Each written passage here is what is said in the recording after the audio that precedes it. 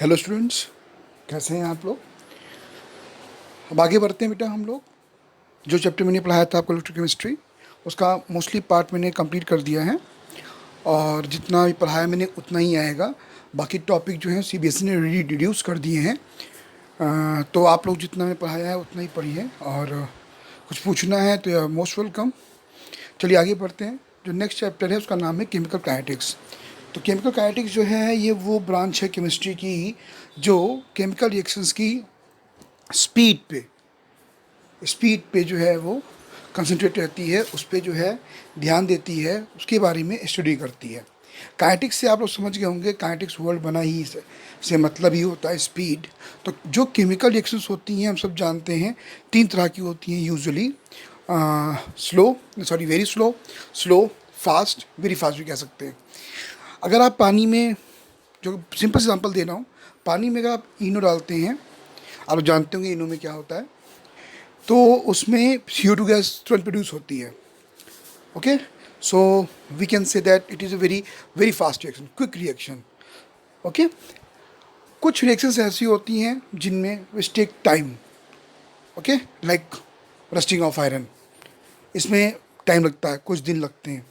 चूने को अगर हम डालते हैं पानी में तो एक्सोथर्मिक रिएक्शन होती है, हीट प्रोड्यूस करती है, CO2 गैस प्रोड्यूस होती है, वो कुछ आवर्स में होती है। और जो फॉर्मेशन ऑफ पेट्रोलियम कोल है, it takes more time. Okay, it takes more time, तो ये स्लो, वेरी स्लो में आती है। तो जो भी केमिकल रिएक्शंस होती हैं उनकी स्पीड होती है, उसके बारे में जो ब्रांच केमिस्ट्री की ब्रांच स्टडी करती है उसको हम लोग कहते हैं केमिकल काइनेटिक्स, जो हम लोग इसमें पढ़ेंगे।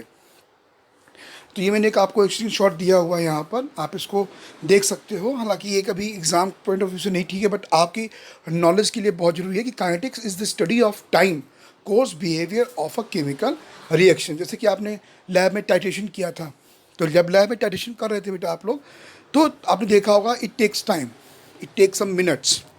ओके, बट जब आप कुछ रिएक्शंस ऐसी होती हैं जिनमें आप तुरंत ऑब्जर्वेशन पाते हो, कुछ रिएक्शंस होती हैं इंस्टेंटेनियस।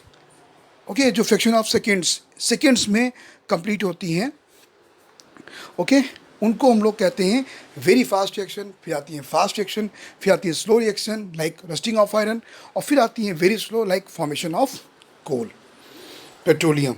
चलिए आगे बढ़ते हैं बेटा हम लोग। अब चलिए, जो पहला टॉपिक है इसका वो है एवरेज रेट ऑफ रिएक्शन। यहाँ पे रेट का मतलब समझ लीजिए बेटा आप लोग, रेट का मतलब होता है कि हाउ फास्ट द रिएक्शन और how slow is the reaction. Simple सा मतलब है इसका बेटा कि रेट ऑफ रिएक्शन का मतलब होता है कितनी जल्दी रिएक्शन हो रही है, कितनी स्लो हो रही है। आप केमिस्ट्री की लैंग्वेज में बात करें हम लोग, तो कंसंट्रेशन, जो ऑब्जर्वेशंस करते हैं वो लोग, जो ऑब्जर्व करते हैं किसी रिएक्शन को, तो चेक करते हैं कि कितना कंसंट्रेशन चेंज हो रहा है पर यूनिट टाइम। याद रखिएगा, टाइम सेकेंड का भी हो सकता है, मिनट्स का भी हो सकता है, आवर्स का भी हो सकता है, डेज का, ईयर्स का, मंथ्स का हो सकता है। इट डिपेंड्स कि रिएक्शन कितनी फास्ट है या स्लो है। तो जो एवरेज रेट ऑफ रिएक्शन होती है वो हम लोग सिंपल, अगर हम बोले टर्म में, तो change in concentration in per unit time. अब जो कंसंट्रेशन होता है वो हम सब जानते हैं, रिएक्टेंट्स का भी होता है और प्रोडक्ट्स का भी होता है। अगर हम इनिशियली बात करें रिएक्शन की, तो स्टार्टिंग में जो रिएक्शन होती है उसमें सिर्फ और सिर्फ रिएक्टेंट्स होते हैं, प्रोडक्ट्स नहीं होते हैं। बट एज रिएक्शन प्रोसीड्स, जो प्रोडक्ट्स हैं वो बढ़ते जाते हैं, रिएक्टेंट्स जो होते हैं वो कम होते जाते हैं। तो अगर हम चेंज इन कंसंट्रेशन की बात करेंगे तो जो फार्मूला बनेगा एवरेज रेट ऑफ रिएक्शन का, वो होगा change in concentration of reactant और product upon time interval of the change. जो चेंज हो रहा है, ये देखिए, ये आपका एवरेज रेट ऑफ रिएक्शन की यहाँ पर बताई गई है। अब अगर इस चीज़ को देखिए ध्यान से, एक फॉर्मूले के आपको यहाँ पर दिया हुआ है, एक रिएक्शन है, इसमें ए जो रिएक्टेंट है वो बी में कन्वर्ट हो रहा है।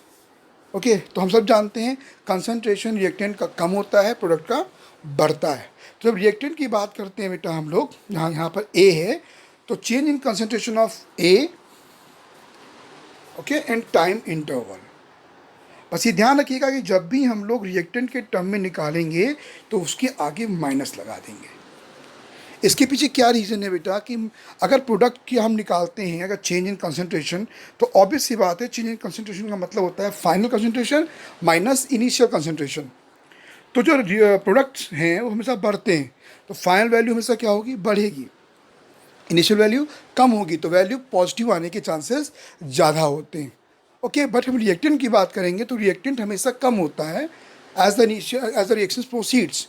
तो जो फाइनल रिएक्टेंट होगा कंसंट्रेशन वो कम होगा in comparison to initial concentration. तो इसकी वैल्यू क्या आएगी, नेगेटिव आएगी। और रेट ऑफ रिएक्शन नेगेटिव नहीं मानी जा सकती, नहीं रख सकते हैं, तो हम लोग क्या करेंगे, इसके आगे एक नेगेटिव साइन लगा देंगे। ध्यान रखना, हम लोग in term of concentration in term of concentration of reactant भी निकाल सकते हैं रेट ऑफ रिएक्शन, और इन टर्म्स ऑफ प्रोडक्ट भी निकाल सकते हैं।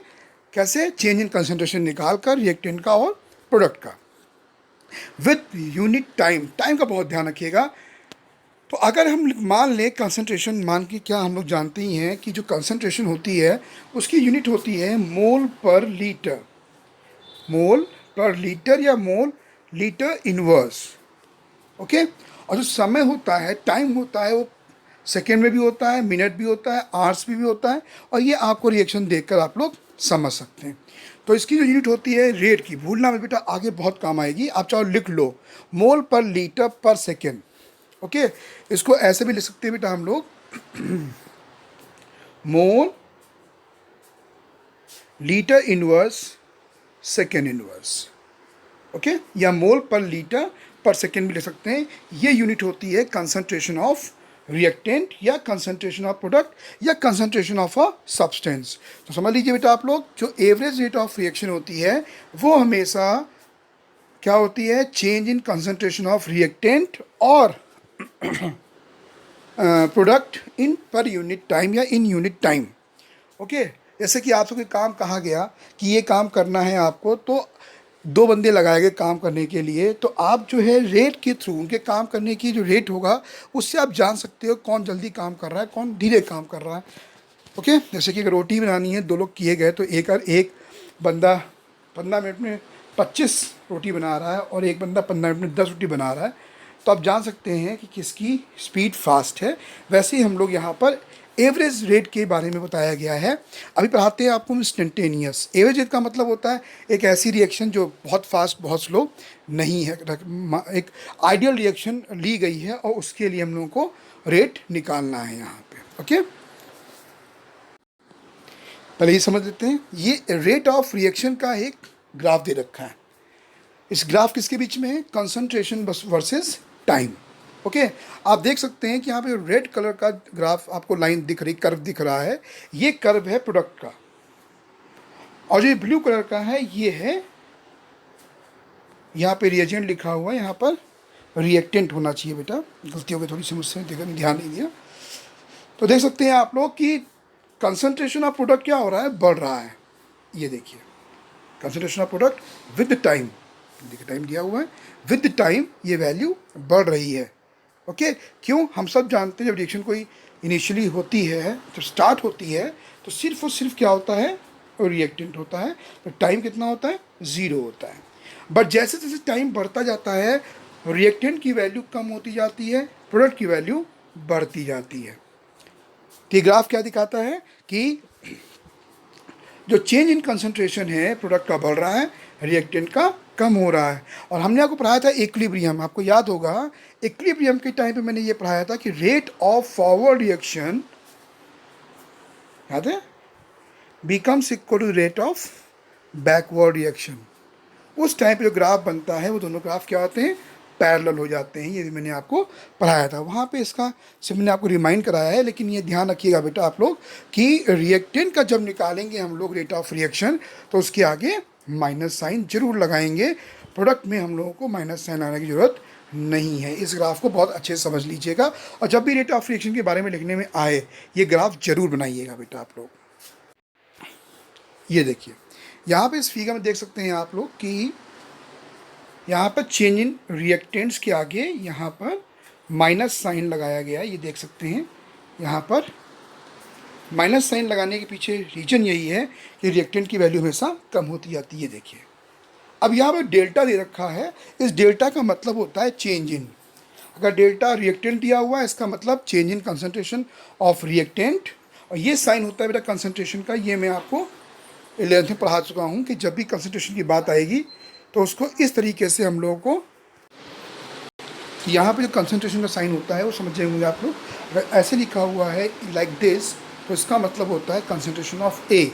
अगर आप कंसंट्रेशन ऑफ O2 लिखना चाहते हो तो आप कंसंट्रेशन ऑफ O2 इस तरीके से लिखेंगे, O2 को रेक्टेंगल बॉक्स में क्लोज कर देंगे। ये मैं आपको पहले पढ़ा चुका हूँ।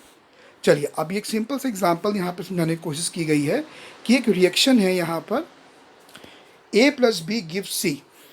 अब यहाँ पे ए और बी क्या है, रिएक्टेंट है। तो देखिए डेल्टा ए के आगे नेगेटिव साइन है, डेल्टा बी के आगे नेगेटिव साइन है, और डेल्टा सी क्या है, प्रोडक्ट है, तो उसके आगे नेगेटिव साइन नहीं लगाया गया है। सिमिलरली बेटा यहाँ पे देखिए आप लोग कि A + 4B के लिए भी सिमिलरली यहाँ पर रेट निकालने का तरीका बताया गया है। इसको आप लोग अच्छे से पढ़ के देखिएगा। अब ये है आपका इंस्टेंटेनियस रेट ऑफ रिएक्शन। इसका मतलब होता है वेरी फास्ट। इंस्टेंटेनियस का मतलब होता है कि जो fraction of seconds, fraction of minutes, even fraction of minutes नहीं, फ्रैक्शन ऑफ सेकेंड्स ही बोलेंगे, बहुत जल्दी होता है। और सबसे खास बात क्या होती है बेटा, इसको हम लोग स्लोप से निकालते हैं। अगर हमको पता है कि ये कर्व हमको दिया हुआ, अच्छा कर्व बनता कैसे बता दूं बेटा, ये कर्व जो रिएक्शंस होती हैं उनको ऑब्जर्व करने के बाद जो वैल्यूज़ आती हैं उन वैल्यूज़ को हम लोग, जैसे आपने फिजिक्स में कर्व खींचते हैं वैसे ही इसमें भी कर्व खींचने के बाद हम लोग इस पर टेंजेंट खींचते हैं और उस टेंजेंट के थ्रू हम लोग निकाल सकते हैं इंस्टेंटेनियस रेट ऑफ रिएक्शन। ऐसे आपने पीछे पढ़ा था delta A upon delta T, change in concentration A upon change in concentration, change in time. इसमें क्या होता है बेटा, इसमें डेल्टा का अगर इंस्टेंटेनियस रिएक्शन है तो डेल्टा का इस्तेमाल ना करके हम लोग dx या d and concentration of A upon dt, अगर A रिएक्टेंट है तो यहाँ पर माइनस साइन लगाएंगे, और अगर रिएक्टेंट नहीं है तो यहाँ पर हम लोग dA अपॉन dt करेंगे फॉर इंस्टेंटेनियस।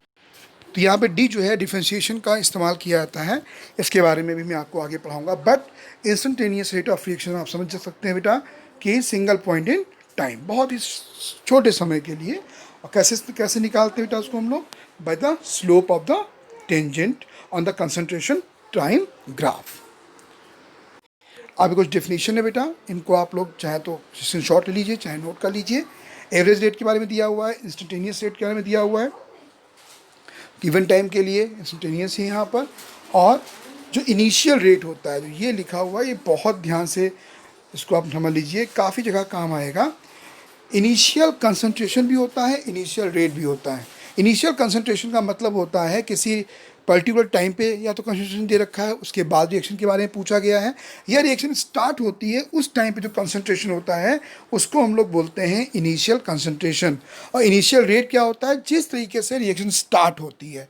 ओके, ऐसा नहीं होता है कि रिएक्शन जो होगी वो बिल्कुल कॉन्टीन्यूसली क्या बोलते हैं हम लोग उसमें फिजिक्स में लगातार एक जैसी नहीं होती है। कभी रिएक्शन फास्ट होती है, कभी स्लो होती है, तो कई पार्ट में होती है रिएक्शन।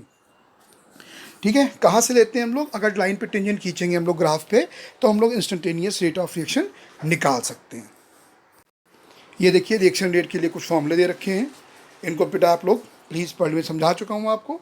देखिए यहाँ पे साफ साफ इंस्टेंटेनियस के लिए d concentration of A upon dt, okay, change in concentration upon time taken. Minus sign का बहुत ध्यान रखिएगा, अभी न्यूमेरिकल में काम आएगा, इसको बेटा आप नोट कर लीजिए। चलिए अब इसको समझाते हैं न्यूमेरिकल के थ्रू। यहाँ दिया हुआ है एक यहाँ पर एक कंपाउंड है, सब्सटेंस है ब्यूटिल क्लोराइड C4H9Cl, ओके। इसका हाइड्रोलिसिस हुआ, इसमें वाटर ऐड किया गया है, और वाटर ऐड करने से बेटा हम लोगों को मिल रहा है ब्यूटेनॉल, साथ में हाइड्रोक्लोरिक एसिड। और आप ध्यान रखिएगा, ऐसे आप ऑब्जर्वेशंस नहीं कर सकते तो आप रिएक्शन को टाइमली नहीं देख सकते, उसका आपको कंसंट्रेशन हर एक टाइम पर नोट करना पड़ेगा। और ये देखिए नेक्स्ट पेज पर आप देख सकते हैं, यहाँ पर ये देखिए वैल्यूज़ दे रखी हैं। जब 0 सेकेंड था, देखिए टाइम में दे रखा है सेकेंड, इसका बहुत ध्यान रखिएगा। जब भी न्यूमेरिकल आएंगे तो आपको टाइम के अंदर minute, year, month, hour, minutes ये आपको दे रखा होगा। यहाँ सेकेंड दे रखा है, तो देखिए ध्यान से। ये कह रहे हैं कि जब स्टार्टिंग हुई, मतलब जब टाइम 0 था, तब इसका कंसंट्रेशन 0.100 मोल पर लीटर था। ठीक है, जैसे मैंने बताया आपको कि जितना टाइम बढ़ता जाएगा इसका कंसंट्रेशन धीरे धीरे कम होता जाएगा। देख सकते हैं आप 200 सेकेंड पर इसका आखिरी में जो बचता है वो है बेटा आपका, सॉरी आगे भी है 300, 400, 500।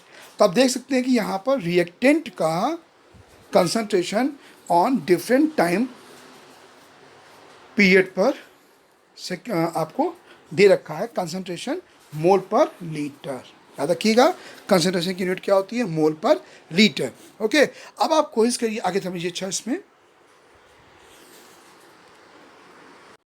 इसमें आपको निकालना है एवरेज रेट ऑफ रिएक्शन। इसमें आपको एवरेज रेट ऑफ रिएक्शन निकालनी है। ओके, चलिए आगे बढ़ते हैं हम लोग। अब पहले आप कोशिश करिए कि इसको अपने आप सॉल्व करिए। ना समझ में आया तो मैं आगे समझा रहा हूँ आपको, यहीं पे स्क्रीन को रोक लीजिए और अपने आप क्वेश्चन सॉल्व करने की कोशिश करिए। याद रखिएगा माइनस साइन जरूर लगाइए फार्मूले के आगे। देखिए ये दे रखा है आपको फार्मूला एवरेज का, कंसंट्रेशन T2 माइनस T1। अब यहाँ पे T2 क्या होगा, T1 क्या होगा समझ लीजिए।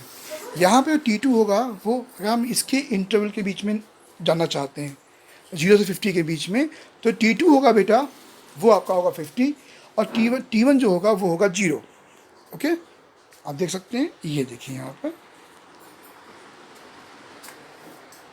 0 से 50 से के बीच में निकाला गया है यहाँ पर, और ये इनका कंसंट्रेशन दे रखा है। ओके, अब इस फार्मूले में जो वैल्यू पुट करेंगे हम लोग, यहाँ पर देखिए माइनस साइन लगाया गया है क्योंकि यहाँ पर ब्यूटिल क्लोराइड की बात हो रही है जो कि रिएक्टेंट है। ओके, अब जो वैल्यू आएगी वो देखिए पॉजिटिव आएगी।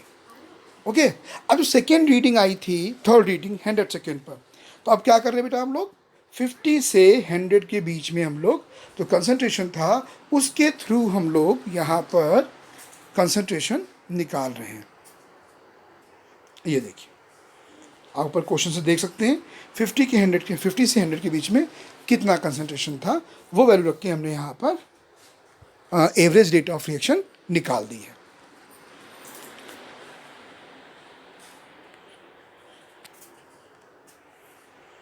इसी तरीके से 200 तक आप चाहें तो इसके आगे और भी निकाल सकते हैं। ओके, आगे बढ़ते हैं हम लोग, आगे बढ़ते हैं और अब बताते हैं आपको कि कौन से ऐसे फैक्टर्स हैं जो इफ़ेक्ट करते हैं रेट ऑफ रिएक्शन को। कि कोई रिएक्शन फास्ट होगी या कैसी स्लो होगी या फास्ट स्लो कैसे हो सकती है, ये हम पढ़ाएंगे। अब कौन से फैक्टर्स जो इन्फ्लुएंस में लाते हैं इनको। पहला है नेचर ऑफ रिएक्टेंट।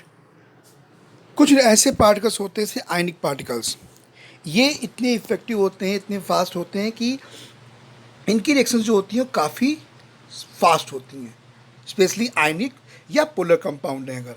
लेकिन जो कोएलेंट कंपाउंड्स होते हैं वो काफ़ी स्लो होते हैं।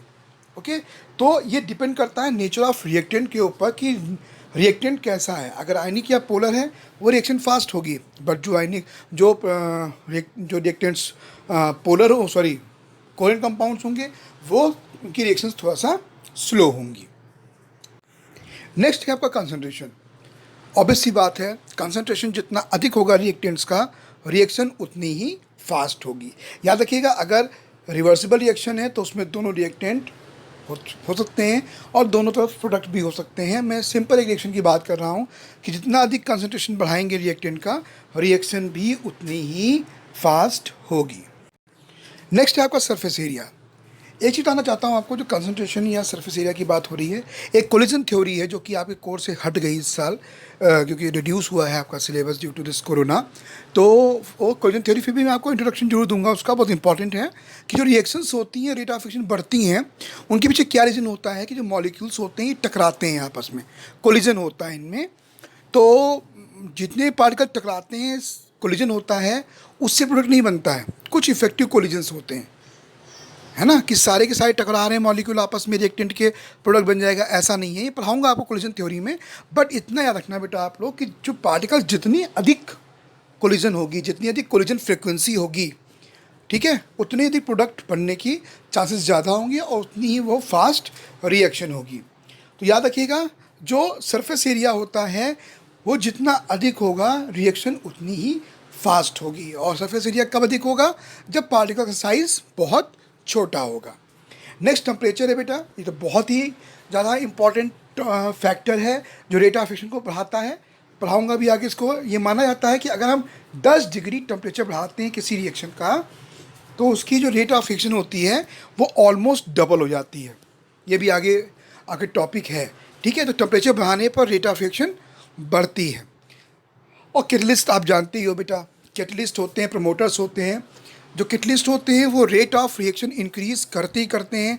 एक पॉइजन होता है जो रेट ऑफ रिएक्शन को डिक्रीज करता है, और एक जो आपका क्या प्रमोटर्स होते हैं जो एफिशिएंसी ऑफ कैटलिस्ट बढ़ाते हैं। कैटालिसिस भी आपके कोर्स में था इसी चैप्टर में, बट मुझे लग रहा है कि वो हटा दिया गया है। फिलहाल ये 5 हैं यहाँ पर जिनके बारे में आपको पढ़ना है, इनके नोट्स तैयार करने हैं बेटा। नोट्स आपके एग्ज़ाम में जब बोर्ड एग्ज़ाम होगा तब आपको बहुत हेल्प करेंगे। तो कोशिश करिए कि इनके टॉपिक्स के फेयर कॉपी पे नोट्स बनाते रहिए।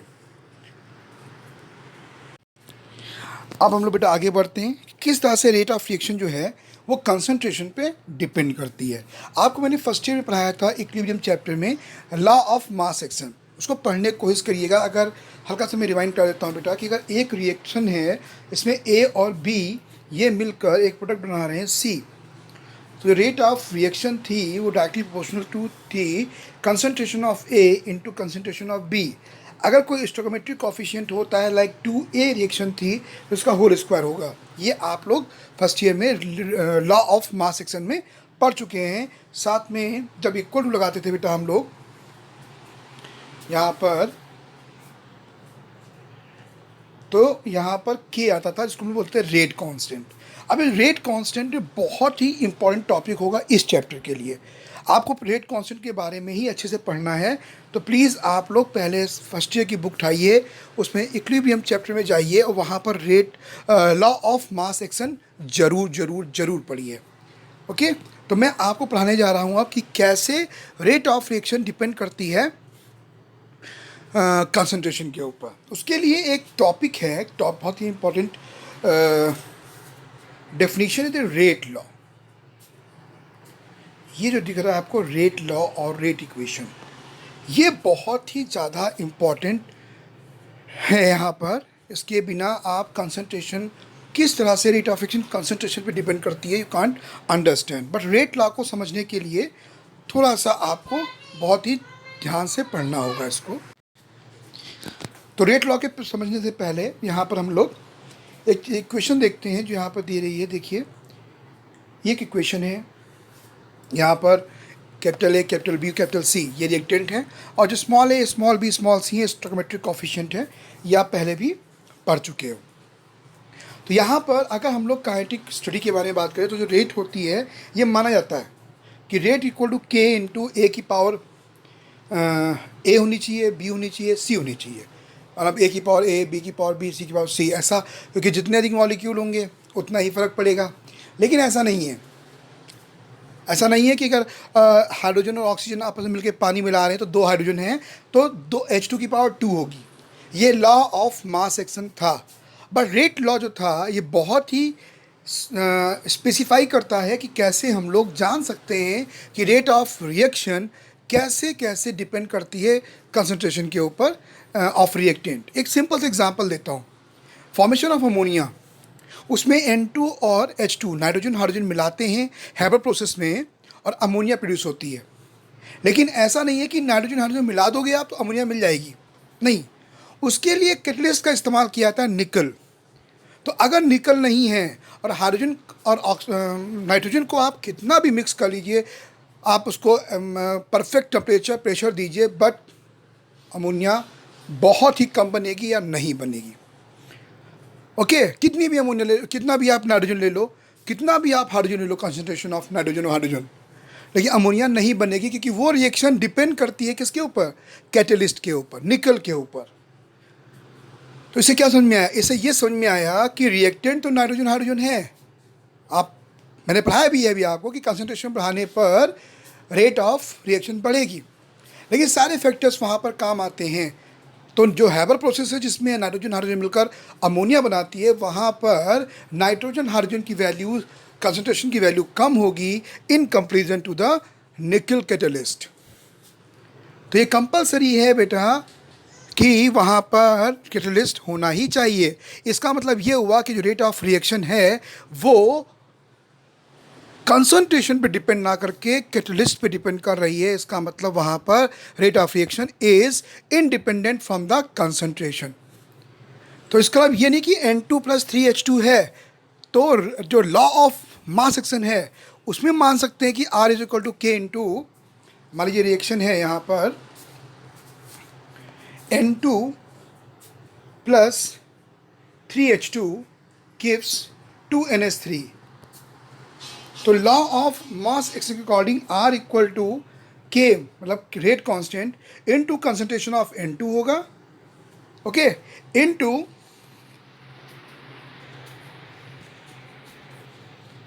कंसंट्रेशन ऑफ H2 की होल पावर 3 होगी। ये लॉ ऑफ मास एक्शन के अकॉर्डिंग होगा। लेकिन जब देखा गया जब ऑब्जर्वेशन किया गया इसका प्रैक्टिकली, तब देखा गया कि ये N2H2 पे ना डिपेंड करके कैटलिस्ट पे डिपेंड कर रहा है। ओके, तो यहाँ पे देखिए जो स्टोइकोमेट्रिक कोफिशिएंट है small a small b small c, यहाँ पे क्या लिखा गया PQR।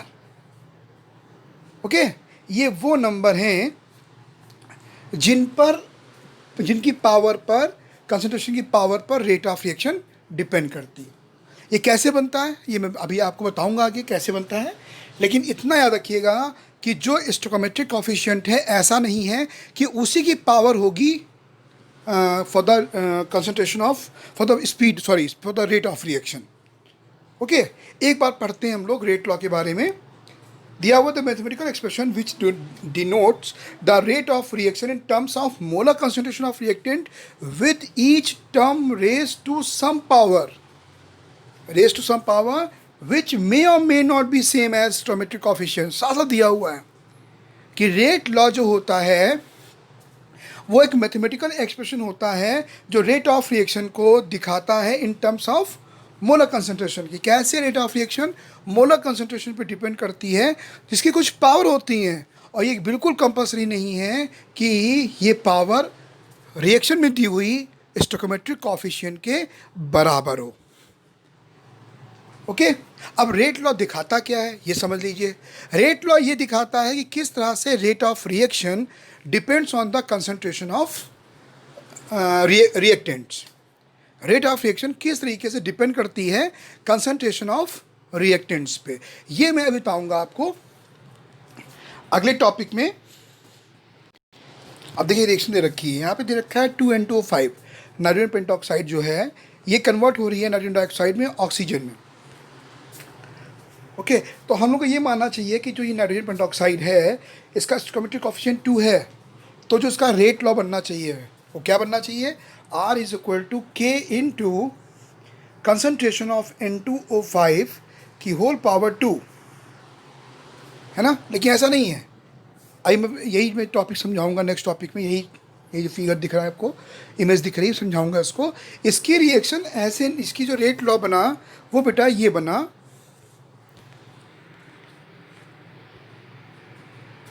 उसका रेट लॉ ये देखिए बना है R = K into concentration of N2O5। दो मॉलिक्यूल हैं यहाँ पर, इसका मतलब ये नहीं है कि यहाँ पर दोनों मॉलिक्यूल पे ही डिपेंड करेगी रेट ऑफ रिएक्शन, केवल एक मॉलिक्यूल या कंसंट्रेशन ऑफ N2O5 पे ही डिपेंड करेगी। और कैसे जानेंगे हम लोग, रेट लॉ से। अब मैं नेक्स्ट टॉपिक में बताऊंगा आपको कि कैसे रेट लॉ हम लोग निकाल सकते हैं, कैसे निकालेंगे अगर हमें कोई रिएक्शन दे रखी होगी। ओके, तो बाकी टॉपिक मैं कल पढ़ाता हूँ, बाकी इसके प्रिपेयर नोट्स करिए। और जो आपको मैंने बताया rate of reaction, instantaneous rate of reaction, इनकी भी न्यूमेरिकल बेटा आप लोग प्लीज़ सॉल्व करिए। मैं भेजता हूँ आप लोगों को तुरंत वीडियो के बाद।